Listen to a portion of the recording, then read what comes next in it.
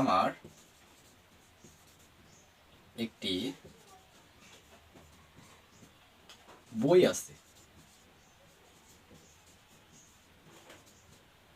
আমার একটি বই আছে। এই বাক্যটি ইংরেজিতে আমরা কিভাবে বলবো? তো এই বাক্যটিকে ইংরেজিতে বলবো আমার আছে। এর জন্য আমরা নিয়ে আসবো হচ্ছে আই হ্যাভ। না, আমার আছে এর জন্য আমরা ব্যবহার করবো আই হ্যাভ। কি আছে? একটি বই, এ বুক। এখন যদি বলি আমার একটি